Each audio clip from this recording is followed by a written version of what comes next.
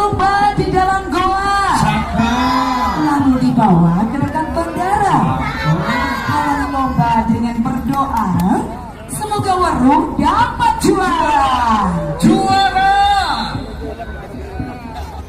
Dan berikutlah kita saksikan seluruh kontingen dari 40 kecamatan dari Kabupaten Cirebon, di antaranya 1034 atlet Tarkam dan 2094 atlet Porkap Cirebon dengan total 3.140.